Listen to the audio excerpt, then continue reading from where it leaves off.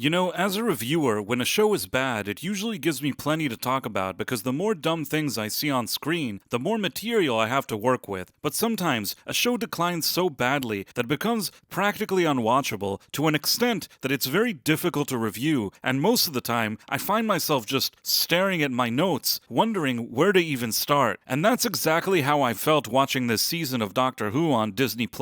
And let me tell you, the 5th episode of Ncuti Gatwa's second season called The Story and the Engine is a prime example for a show hitting rock bottom again, as it's not just bad, it's simply awful. But before we dive in, I wanted to quickly ask for your help. Those of you who watch my reviews regularly and are not yet subscribed to my channel, please consider doing so, as it would really help my videos get recommended to more people. This episode kicks off like most of this season. Belinda's in a TARDIS moping around about getting back to her own time, while the Disney Doctor is fiddling with his, Vindicator, without a care in the universe. And right out the gate, the entire episode goes off the rails. The Disney Doctor starts talking about his skin color, again, and how he needs to go to a barbershop in Africa because apparently that's the only place where he's accepted. There's even a vague hint of a romantic connection with a dude at this barbershop, but we'll get back to that later. The Disney Doctor then lands in Nigeria, where he decides to walk around in some marketplace, and of course, everybody adores him now because he has the same skin color as them or something.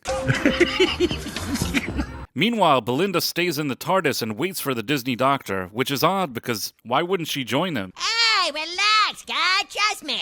The Disney Doctor then walks into an alley, sees a sign that says turn back, notices signs with missing people, but then still waltzes into the barbershop where he sees all the missing people from the pictures he just saw in the alleyway. But if somebody is trying to lure and trap people in a barbershop, why would there be a sign telling people to go back? Hey, relax, guy. I'm just your average Joe. Take a rest. Then we essentially have a bottleneck episode where the whole story takes place in one location, and much like all the other episodes we've seen this season, it's a complete disaster. You see, once the Disney Doctor enters the barbershop, he becomes trapped and locked inside. That's because the barbershop, who once belonged to his friend and possible love interest, Omu, with an O, is now being controlled by a villain called the Barber, who's some kind of mythical godlord person, and apparently the barbershop has an engine that gets powered by people telling stories. Why is this barbershop powered by people telling stories? Huh? Oh, that? Don't worry, guy. You just need a rest. According to the episode, if they do stop telling stories, bad things will happen or something,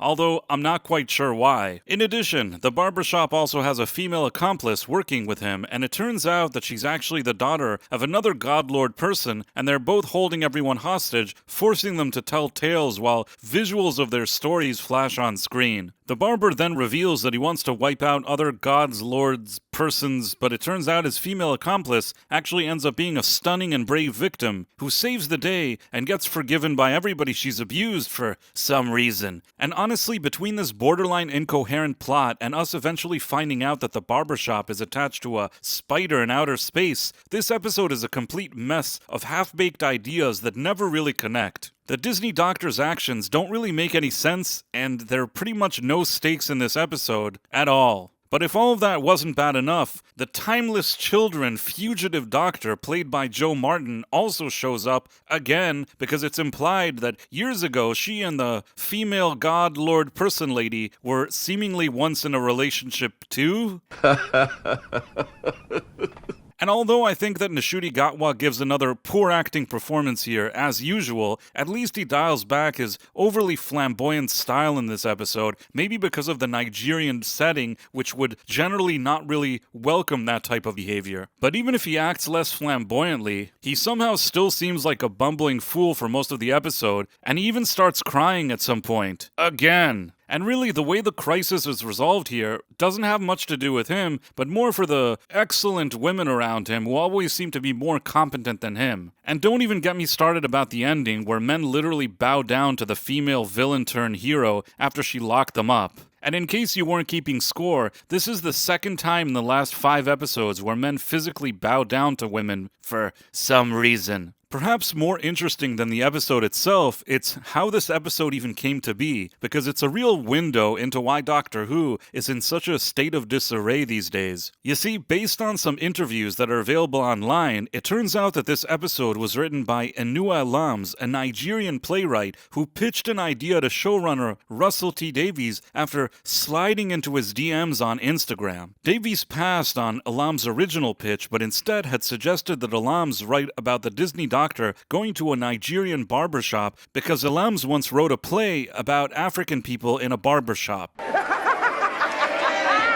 So basically, Davies forced the writer's hand here creatively while pretending to champion diversity and inclusion, when in reality, all he was really doing was just reducing all the characters within this episode into stereotypes tied to their own race and identity. I mean, the irony of this entire episode being set in a barbershop where all the people show up late and tell whoppers is completely off the charts. And this is another one of those examples of what happens when you take woke to such an extreme that you end up disrespecting the very people you were seemingly trying to uplift. And sadly, we've seen plenty of this in recent years on Doctor Who, like during the Jodie Whittaker era when they cast a black actor and 5 minutes later he's meeting with Martin Luther King to talk about discrimination, which didn't feel organic to the show at all. Same with Yaz, who immediately had to explore her own heritage soon after she arrived. At the end of the day, Doctor Who is supposed to be an escapist sci-fi adventure, not a soapbox, and diverse casting is nothing new here, but in the past, when there was diverse casting, it never came at the expense of the actual writing and storytelling. When Ncuti Gatwa was cast, Russell T Davies said that he wasn't chosen to push any kind of agenda, but rather because he was the most suitable actor for the role. But after 15 episodes with Gatwa, I think it's fair to say that this statement was absolutely false. And in case it's not clear, it's not because of Gatwa's skin color. I'm pretty sure that had Russell T Davies cast Idris Elba in the main role and had a good writing team to support him, this show would have likely brought back plenty of fans that wanted to watch it. Instead, just like Russell T Davies had likely always envisioned, he was finally able to take Doctor Who as a franchise and turn it into a platform for all of his preferred ideologies. And when that first season with Gatwa failed, instead of trying to course correct and bring back some viewers, Davies seemingly continued to just give everybody the middle finger while completely taking a dump on the franchise's mythology and lore. Again. On the bright side though, I think we only have a few more episodes until Doctor Who is hopefully put on a lengthy hiatus. Unless the BBC, out of spite, continues to produce it just so they can continue to annoy potential viewers. I know that doesn't make a whole lot of sense, but unfortunately that's the reality we live in. But on a positive note, if you've enjoyed my video, please like and subscribe. It would only take a second, but for me, every subscriber counts in growing my channel, so I would really appreciate it. In any case, thanks for watching, my friends. Thank you, and good day. I am such an awesome guy. I make so many videos.